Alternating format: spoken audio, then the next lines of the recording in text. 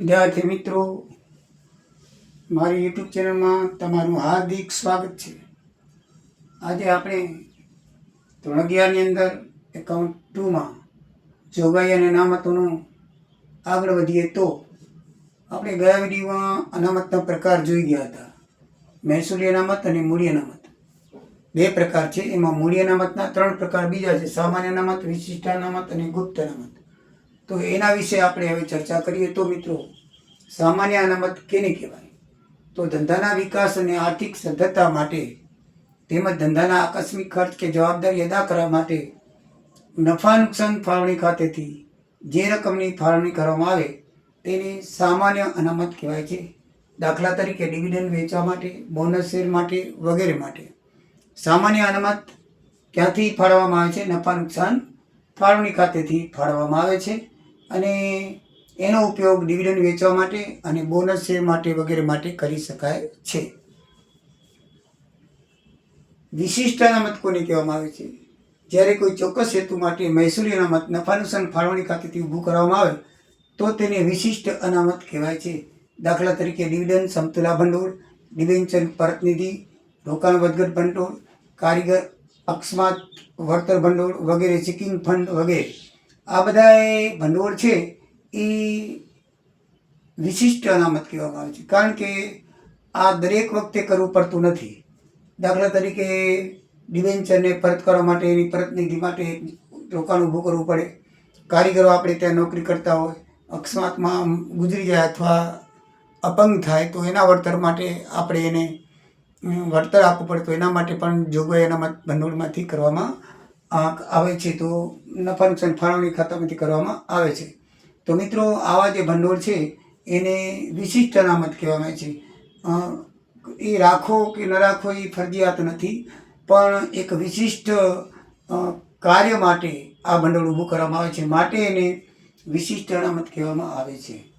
ગુપ્ત અનામત મિત્રો, ધંધાની આર્થિક સદ્ધર બનાવવા માટે નફા નુકસાન ફાળવણી ખાતામાંથી નફા નુકસાન ખાતામાં દર્શાવ્યા વગર, આ બે નફા નુકસાન ફાળવણી ખાતેથી આવે છે, પણ આ તો નફા નુકસાન ફાળવણી ખાતામાં દર્શાવવામાં આવતું નથી. લખ્યું છે કે નફા નુકસાન ફાળવણી ખાતામાં દર્શાવ્યા વગર ઊભું કરવામાં આવે છે, એવા અનામતને ગુપ્ત અનામત કહેવામાં આવે છે. ગુપ્ત અનામતની રકમ નફા નુકસાન ફાળવણી ખાતા કે પાકા સરિયામાં દર્શાવવામાં આવતી નથી. ગુપ્ત એટલે ગુપ્ત, શેમાં દર્શાવવામાં આવતી નથી. તો કઈ રીતે કરવામાં આવે છે, કેવી રીતે ઊભું કરવામાં આવે છે? તો ગુપ્ત અનામત કેવી રીતે ઊભું કરવામાં આવે? તો મિત્રો, આખર સ્ટોકનું મૂલ્યાંકન ઓછું કરીને, આખર સ્ટોક હોય એનું મૂલ્યાંકન છે. દાખલા તરીકે આખરનો સ્ટોક 3 લાખનો હોય અને આપણે 2.5 લાખ દર્શી, એટલે 50 લાખ રૂપિયા એમને ગુપ્ત રીતે રહી શકે. એટલે આખર સ્ટોકનું મૂલ્યાંકન ઓછું કરી આકસ્મિક જરૂરિયાત વધુ દર્શાવીને, હવે આપણને આકસ્મિક જરૂરિયાત 5 લાખની હોય 6 લાખ દર્શાવી દઈએ તો ઉપરના 1 લાખથી ગુપ્ત કહેવાશે. પછી ખરેખર ખર્ચ વધુ દર્શાવીને, આપણે ધંધાની અંદર ખર્ચ 5,000 2 લાખનો થયેલો હોય અને આપણે 2.5 લાખ દર્શાવી દઈએ તો 50,000 ગુપ્ત રીતે કહેવામાં આવશે. મૂડી ખર્ચ નફા નુકસાન ખાતે દર્શાવીને, એવી રીતે કોઈ પણ ખર્ચ છે, બરાબર, મૂડી ખર્ચ ખાતે ખરેખર તો નફા નુકસાન ખાતામાં ન આવે, બરાબર છે, પણ એને નફા નુકસાન ખાતામાં દર્શાવીએ તો એ ખર્ચ તરીકે લેખાઈ જાય અને નફા નુકસાન ખાતે ખર્ચ તરીકે લેખાય એટલો નફો આપણે વધારે થાય અને એ રીતે નફાની રકમ વધે તો એ ગુપ્ત કહેવાય. ઘસારાની જોગવાઈ જરૂરિયાત કરતાં વધારે દર્શાવીને, હવે ઘસારાની જોગવાઈ આપણને ખરેખર માનો કે 1,000ની કોઈ પણ યંત્ર પર માસિક હોય તો 12,000ની જોગવાઈ કરવી પડે, એને બદલે આપણે 20,000ની કે 25,000ની કરી તો એ બાકીની જોગવાઈ ગુપ્ત અનામત તરીકે લેખી લખવામાં આવે છે. શંકાસ્પદ દેવાની ખરેખર દેવા દર્શાવીને, દાખલા તરીકે શકમંદ લેણા હોય જે આવવાના ન હોય તો એ આપણે એને કંઈ ખરેખર દેવા છે તો એ રકમ છે એ છુપી રકમ કહેવાય, તો એને ગુપ્ત અનામત તરીકે લઈ લેવામાં આવે છે.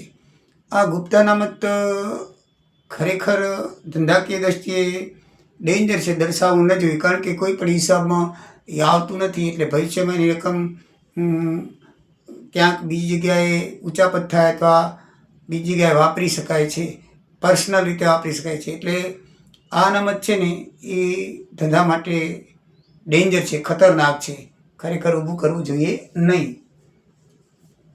તો મિત્રો અનામત ભંડોળ એટલે શું? બરાબર, તો અનામતની રકમનું ધંધાની બહાર જામીનગીરીમાં રોકાણ કરવામાં આવ્યું હોય તેને અનામત ભંડોળ કહે છે. ઘણી વખત શું છે કે આપણી ત્યાં ધંધાની અંદર ઘણા બધા અનામતો ભેગા થયેલા હોય અને રકમ ખાલી ખોટી પડી રહી. આપણા કરતાં તો રાખીએ તો ક્યાંય વ્યાજ મળે નહીં. આપણે પૈસા છે, આપણે ઘરે લાખો રૂપિયા પડ્યા હોય તો કંઈ વ્યાજ કોઈ દે નહીં. લાખો એટલે 2-3 વર્ષ સુધી એમને એમ પડ્યા હોય તો કોણ વ્યાજ દે? તો આપણે વધારે રકમ કરવા માટે, વ્યાજ લેવા માટે શું કરી છે? આપણે પોસ્ટ ઓફિસ કે બેંકમાં રોકાણ કરી છે, જેથી એની રકમ વધતી જ જાય, કારણ કે નિષ્ક્રિય છે, આપણે જરૂર નથી. એવી રીતે અમુક અનામત ભંડોળ છે ને એની ઉપયોગ થતો જ નથી, વર્ષોના વર્ષો એમને એ રકમ પડી રહે છે.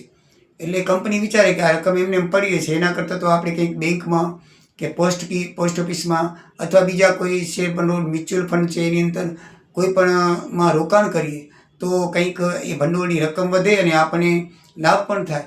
તો એવું જાણીને મિત્રો અનામતની જે રકમ છે એ બહાર રોકે, ધંધાથી બહાર. બરાબર છે, તો એવા જે રકમ છે એને મિત્રો અનામત ભંડોળ કહેવામાં આવે છે. શું કહે છે? અનામત ભંડોળ. બીજી જામીનગીરીઓમાં રોકે છે, ધંધાની બહાર. બરાબર છે ને, તો એ અનામત ભંડોળ કહેવામાં આવે છે. તો મિત્રો આની અંદર 2 તફાવત છે, સામાન્ય અનામત ને મૂડી અનામત. અને સામાન્ય અનામત ને જોગવાઈ. સામાન્ય અનામતમાં 2માં આવે છે. બરાબર છે, તો આમ તો સામાન્ય અનામત, મૂડી અનામત આ કાઢીને એ જોગવાઈ તમે લખી શકો. 3 તફાવત લાઈનસર લખી શકાય, એમાં કોઈ પણ પ્રકારનો નથી. પણ આ સામાન્ય અનામત અલગ અલગ દર્શાવેલ છે એટલે મેં અલગ લખ્યા છે, ને કે 2 વખત આપણે સામાન્ય અનામત લખવું પડે. બરાબર છે, આમ 3માં જ આવી જાય. તો પહેલાં સામાન્ય અનામત ને મૂડી અનામતનો જોઈએ તો મિત્રો અર્થમાં સામાન્ય અનામત હેતુ માટે નફામાંથી અલગ ફાળવેલ રકમને સામાન્ય અનામત કહેવામાં આવે છે, જ્યારે ધંધાના મૂડી નફામાંથી દર્શાવવામાં આવે છે. આ છે સામાન્ય નફામાંથી, અને આ મૂડી નફામાંથી અલગ રકમ ફાળવવામાં આવે એને મૂડી અનામત કહેવાય છે અને સામાન્ય અનામત કહેવામાં આવે છે. મહેસૂલી નફામાંથી ઉદ્ભવે છે અને આ મૂડી નફામાંથી ઉદ્ભવે છે. બરાબર, આકસરિયા મૂડી અને દેવા બાજુ અનામત અને વધારા શીર્ષક દર્શાવાય છે. આ એ પણ મૂડી અને દેવા બાજુ અનામત અને વધારા શીર્ષક દર્શાવાય છે, પણ સામાન્ય અનામતથી અલગ દર્શાવાય છે. બરાબર છે. પછી ઉપયોગ એનો ડિવિડન્ડ વેચવા, નફા નુકસાન માનીવાળા, બોનસ શેર વેચવા વગેરેમાં થાય છે. આનો ઉપયોગ મિત્રો પ્રાથમિક ખર્ચા, શેર ડિબેન્ચર વટાવા, પાઘડી માનીવાળા વગેરેમાં થાય છે, પણ ડિવિડન્ડ વેચવામાં થતું નથી. એ ધ્યાનમાં રાખવાનું છે. મૂડી અનામત સામાન્ય અનામતમાં થાય છે. આ પ્રશ્ન ઘણીવાર પૂછાય છે. ઉપયોગની મર્યાદા. સામાન્ય અનામત એ ખાસ હેતુ માટે બનાવવામાં આવતું નથી, જેથી તે મુક્ત અનામત છે, ગમે તે હેતુ માટે વાપરી શકાય. મૂડી અનામતનો ઉપયોગ મર્યાદિત છે, ખાસ હેતુ માટે જ કરવામાં આવે છે, એટલે ગમે તે અનામતમાં એને વાપરી શકાતું નથી. હવે જોગવાઈ જોડે એની સરખામણી કરીએ તો સામાન્ય હેતુ માટે નફામાંથી જે રકમ ફાળવવામાં આવે તેને સામાન્ય અનામત કહે છે. ખાસ હેતુ માટે કરેલી નાણાકીય વ્યવસ્થાની જોગવાઈ કહેવામાં આવે છે. ખાસ હેતુ માટે નક્કી કરવામાં આવે. હેતુ ધંધાની આર્થિક સ્થિતિ સદ્ધર બનાવવા માટે. અહીંયા જો ઘસારા નવીનીકરણ માટે, કરવેરા, ગાલખાત વગેરે માટે આ જોગવાઈ ઊભી કરવામાં આવે છે. આપણે કરીએ ઘસારા માટે જોગવાઈ, કરવેરા માટે જોગવાઈ, ગાલખાતની જોગવાઈ, તો એ બધી જોગવાઈઓ છે. નફો હોય તો જ સામાન્ય અનામત ઊભું કરી શકાય. આ નફો હોય કે ન હોય તો પણ ઉદ્ભવ કરી શકાય છે, જોગવાઈ કરી શકાય. નફા નુકસાન ફાળવણી ખાતેથી રકમ ઉધારવામાં આવે છે. આ નફા નુકસાન ખાતેથી રકમ ઉધારવામાં આવે છે. આ બધું છે નફા નુકસાન ફાળવણી ખાતેના અનામત છે. જોગવાઈ છે ને નફા નુકસાન ખાતેથી ઉભો કરવામાં આવે છે, એ બરાબર ધ્યાનમાં રાખવાનું. એનો ઉપયોગ બોનસ શેર વેચવા, ડિવિડન્ડ વેચવા કે નફા નુકસાન માનીવાળા માટે થાય છે. જોગવાઈનો ઉપયોગ છે ને જે હેતુ માટે જોગવાઈ કરી હોય ને, ઘસારા માટે જોગવાઈ કરી હોય તો ઘસારા માટે જ વાપરી શકાય. બરાબર, એનો જે હેતુ હોય ને એના માટે, કરવેરા માટે કરી હોય તો કરવેરામાં જ વાપરી શકાય, બીજામાં વાપરી શકાતી નથી.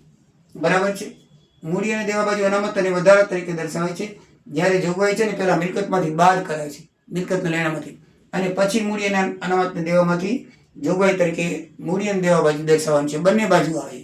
આ બાજુ મિલકતમાંથી બાદ થાય, મિલકત લેણામાંથી, અને આ બાજુ મૂડી અને દેવા બાજુ લખવામાં આવે છે જોગવાઈ તરીકે. ચોખ્ખો નફો કે નુકસાન નક્કી કરવા માટે સામાન્ય અનામત ધ્યાનમાં લેવાતું નથી. ચોખ્ખો કે નફો નુકસાન નક્કી કરવા માટે જોગવાઈ ધ્યાનમાં લેવી અનિવાર્ય છે, કારણ કે એ બાદ કરવી પડે છે, માટે ધ્યાનમાં લેવી પડે. તો મિત્રો આ જે પ્રકરણ 3 છે એ થિયરીનું છે, અને 2 વિડીયા મેં આ પ્રકરણના બનાવ્યા છે. બંને વિડીયામાં થિયરી કમ્પ્લીટ આવી ગઈ. 3 માર્કનું છે. 3 માર્કની થિયરી આમાંથી પૂછાય છે. તમને એક વાક્યમાં પણ પૂછી શકાય, તફાવત પણ પૂછી શકાય. તો એક વખત વાંચી જવાથી આનો તમને 3 માર્ક રોકડા મળી જાય. આ ઉપરાંત મેં તમને પહેલા વિડીયોની અંદર નાના નાના પ્રશ્નો પણ બનાવેલા છે, બરાબર છે. એ પણ શોર્ટ વિડીયોમાં પણ ઉપયોગી છે. તો મિત્રો એ તમે જોઈ લેજો, જેથી તમને આ પ્રકારના પૂરેપૂરા માર્ક મળી શકે. તો મિત્રો અહીં આ પ્રકરણ પૂરું થાય છે. જય સિયારામ, જય દ્વારિકાધીશ.